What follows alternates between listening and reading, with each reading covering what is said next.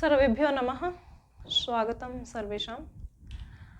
संहिताओं के अध्ययन के इस क्रम में हमने सामवेद संहिता का अध्ययन प्रारंभ हमने कर दिया था। आज हमने शाखाएं देखनी है, तो चलिए हम शाखाओं को देख लेते हैं शीघ्रतापूर्वक।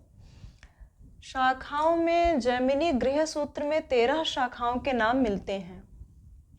पतंजलि ने 1000 शाखाएं बताई हैं महाभाष्य में। कितनी? सहस्त्र वर्मा सामवेदः।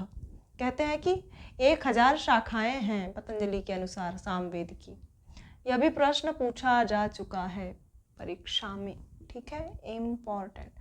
देखिए, इसमें एक ही बिंदु इम्पोर्टेंट नहीं है, सभी से प्रश्न बनता ही है। जितना भी जो कुछ भी मैं आपको नोट करवा रही हूँ या जो कुछ भी एक एक लाइन आपको लिख लेनी चाहिए और स्मरण में रहनी चाहिए, क्योंकि सभी से प्रश्न बनता है, सभी पंक्तियों से। और सभी विषय वस्तु जो कुछ भी मैं आपको बता रही हूँ उसमें ऐसा एक भी बिंदु नहीं है जो इम्पोर्टेंट ना हो, महत्वपूर्ण न रखता हो। इसलिए सभी कुछ महत्वपूर्ण है और आप इसे नोट भी करते चलिए। तो पुराणों के अनुसार वेदव्यास के शिष्य जैमिनी हैं। जैमिनी किसके शिष्य हैं, यानी जैमिनी के गुरु कौन है? यह सवाल आपसे पूछो तो क्या आप लगाएंगे? वेदव्यास के जैमिनी शिष्य हैं। जैमिनी के गुरु कौन हो गए? जैमिनी के गुरु हो गए वेदव्यास, ठीक है। और जैमिनी ने अपने पुत्र सुमंतु को, और सुमंतु ने सुनवान को, सुनवान ने सुकर्मा को सामवेद की शिक्षा दी। जैमिनी ने अपने पुत्र, ये क्रम कैसे चला देखिए, ये क्रम चला। जैमिनी को जब ज्ञान प्राप्त हुआ सामवेद का वेदव्यास के माध्यम से, तो इन्होंने अपने पुत्र सुमंतु को, सुमंतु ने सुनवान को, सुनवान ने सुकर्मा को सामवेद की शिक्षा दी। तो यह क्रम कैसे चला सामवेद के ज्ञान का? जैमिनी, वेदव्यास, तत्पश्चात जैमिनी, सुमंतु, सुमंतु के पश्चात सुनवान, सुनवान ने सुकर्मा को। सामवेद का विस्तार किया सुकर्मा ने, ठीक है। सुकर्मा के उसके पश्चात 21 शिष्य हुए। कितने शिष्य हुए? 21, जिनमें से हिरण्यनाभ कौशल्य भी हैं। हिरण्यनाभ कौशल्य के शिष्य हो गए कृतपौष्यन जी। कौन है? कृतपौष्यन जी। तो कृत ने सामवेद के 24 प्रकार के गान स्वरों का वर्णन किया, प्रवर्तन किया। कृत ने सामवेद के 24 प्रकार के गान स्वरों का प्रवर्तन किया, और कृत के अनुयायी होने के कारण सामवेदी आचार्यों को कार्त कहा जाता है। यह परंपरा चली आ रही है जैमिनी के द्वारा। सुकर्मा ने जब विस्तार किया, सुकर्मा के 21 शिष्य हुए, जिनमें से हिरण्यनाभ कौशल्य भी है, जिनके शिष्य हुए कृतपौष्यन जी। और कृत ने 24 प्रकार के गान स्वरों का प्रवर्तन किया। तो कृत के माध्यम से ही जो अन्य आचार्य हुए, कृत के अनुयायी जो आचार्य हुए, वे कार्त कहे गए, है ना। क्या कहे गए? कार्त। तो इस प्रकार से यह क्रम सामवेद के ज्ञान का प्रचलित हुआ और सामवेद का इस प्रकार से विस्तार हुआ। अब इसकी शाखाएं कितनी हैं? 3 शाखाएं इसकी उपलब्ध हैं। कितनी शाखाएं हैं? ऋग्वेद की कितनी थी? कितनी शाखाएं बताई थी मैंने आपको? 5 ऋग्वेद की थी ना। और यजुर्वेद 2 शाखाएं उसकी, शुक्ल यजुर्वेद और कृष्ण यजुर्वेद, ठीक है। और इसकी कितनी है? 3 हैं, कौथुमीय, राणायनी और जैमिनीय। कौन कौन सी? कौथुमीय, राणायनी और जैमिनीय। कौथुमी शाखा वर्तमान में सर्वाधिक प्रचलित है। कौन सी शाखा? कौथुमी शाखा सर्वाधिक प्रचलित है।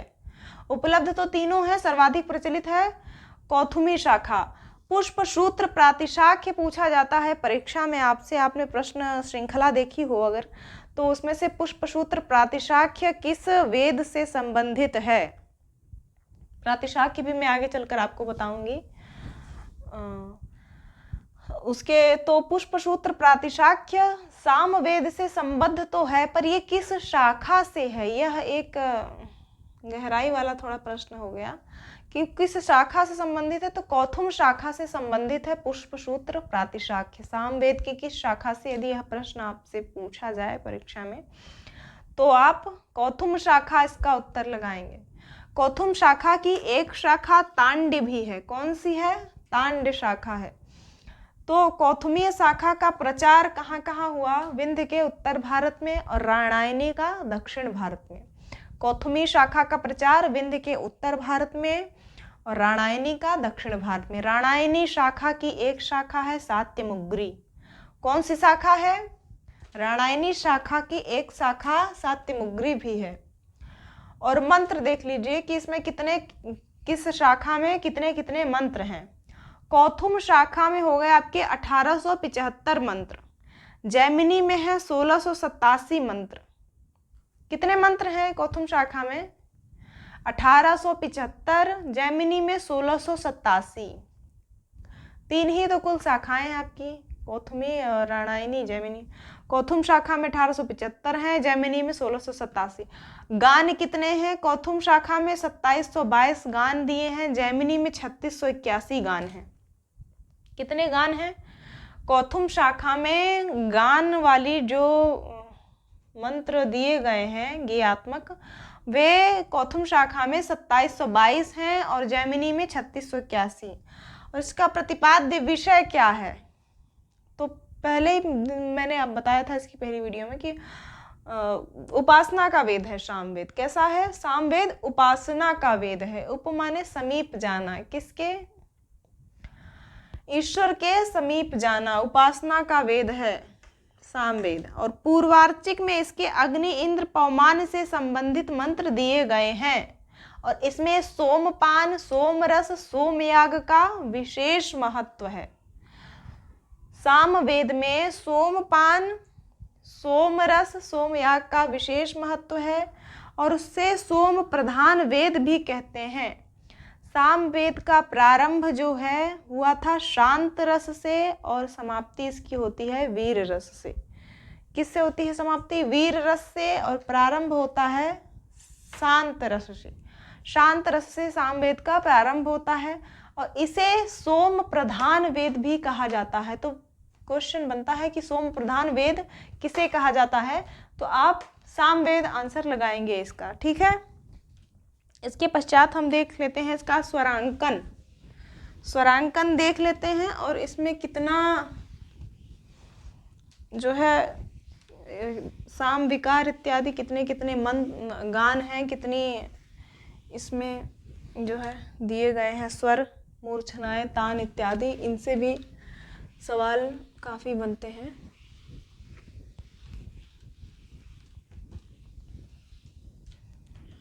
सामवेद के मंत्रों में जो 1, 2, 3 संख्या स्वरांकन मैंने आपको बताया था, सामवेद में संख्या स्वरांकन दिया हुआ है 1, 2, 3। 1 से क्या हुआ अभिप्राय?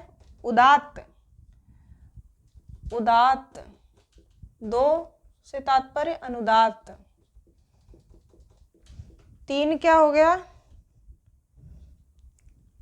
2 हो जाएगा क्षमताम स्वरित, 2 स्वरित हो जाएगा। तीसरा हो जाएगा का अनुदात्त। उदात्त, स्वरित और अनुदात्त। 1 उदात्त हो गया, 2 स्वरित हो गया, तीसरा हो गया अनुदात्त। इसके अलावा ग्राम कितने हैं सामवेद में? ये काफ़ी मिलान करने के लिए प्रश्न आता है आपके उस परीक्षा में। 3 ग्राम हैं। स्वर हो गए 7, 7 स्वर हैं। मूर्छनाएं हैं कितनी? मूर्छनाएं 21 मूर्छनाएं हैं। स्वर कितने हैं? 7 हैं। और तान 49 है। इसका क्रम जो है ऊपर नीचे करके दे देगा आपको, और मिलान करने को आता है ये सवाल कि ग्राम कितने हैं, स्वर कितने हैं, मूर्छनाएं कितनी हैं और तान कितने हैं। तो ग्राम हो गए 3, स्वर 7, मूर्छनाएं 21 और तान 49। ये कहाँ वर्णित है? नारदीय शिक्षा में। नारदीय शिक्षा में इसका वर्णन किया गया है। यह भी नोट कर लीजिए कि ग्राम, स्वर, मूर्छनाओं और तानों का वर्णन नारदीय शिक्षा में किया गया है। साम विकार कितने हैं? साम विकार भी पूछा जाता है आपसे प्रश्न कि कितने साम विकार हैं। 6 प्रकार के साम विकार हैं। कितने प्रकार के हैं? 6 साम विकार हैं। कौन कौन से? स्तोभ, विकार, विश्लेषण,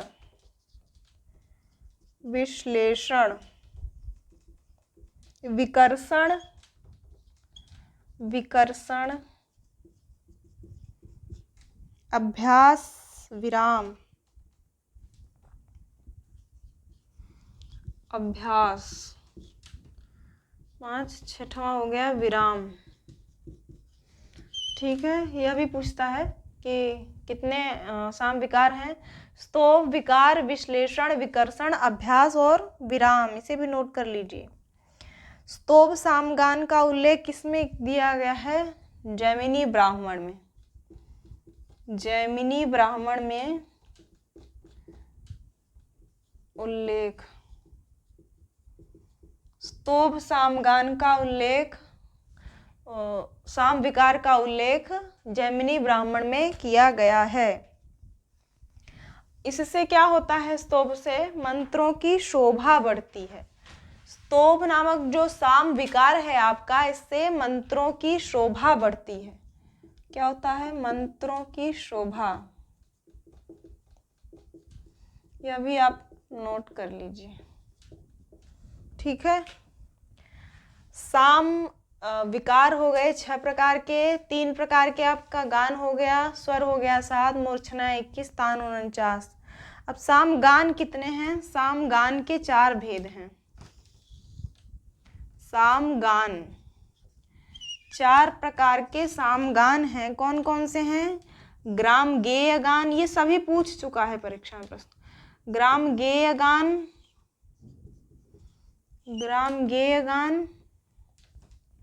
पहला। दूसरा हो गया आपका अरण्य गेय गान,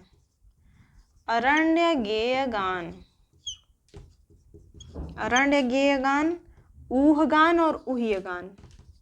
3, 4 ऊह गान और ऊह्य गान। 4 प्रकार के गान हो गए आपके। ठीक है, कितने प्रकार के गान हो गए? 4 प्रकार के। इसी प्रकार से 5 भक्तियां दी हुई हैं। नोट कर लिया होगा इसे आपने। जल्दी जल्दी नोट करते रहिएगा साथ साथ में मेरे। 4 प्रकार के गान हो गए आपके। ग्राम गेय गान, अरण्य गेय गान और ऊह गान और ऊह्य गान। ठीक है, ऊह गान और ऊह्य गान। इसके अलावा साम गान की 5 भक्तियां भी हैं। साम गान की 5 भक्तियां हैं। अब 5 भक्तियां कौन कौन सी हैं? भक्तियां यानी विभाग। भक्तियों से क्या तात्पर्य है? विभाग से। ठीक है, प्रस्ताव, उद्गीत,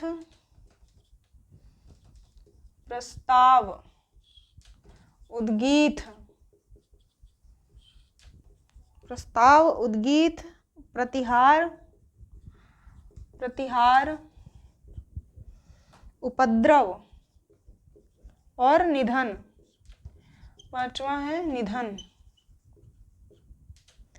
इसका गायक कौन है? गाता कौन है इन भक्तियों को? साम प्रस्ताव को गाता है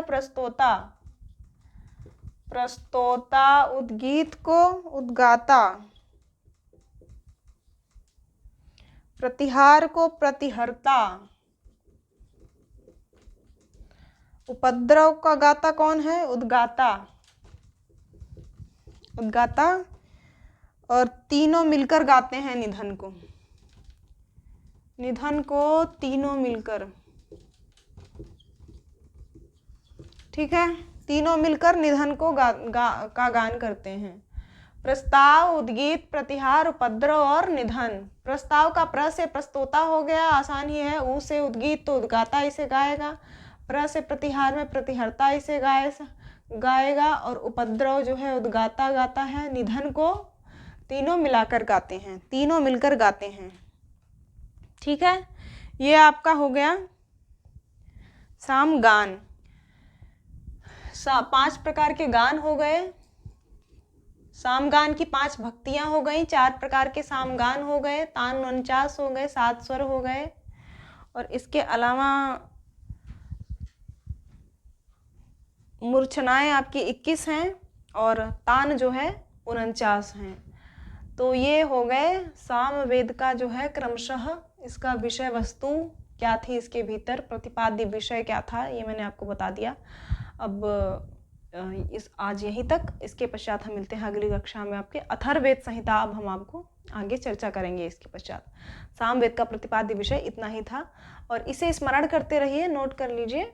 और मिलते हैं अगली कक्षा में आपसे अथर्ववेद संहिता के साथ में। आज के लिए इतना ही। बहुत बहुत धन्यवाद। नमस्कार।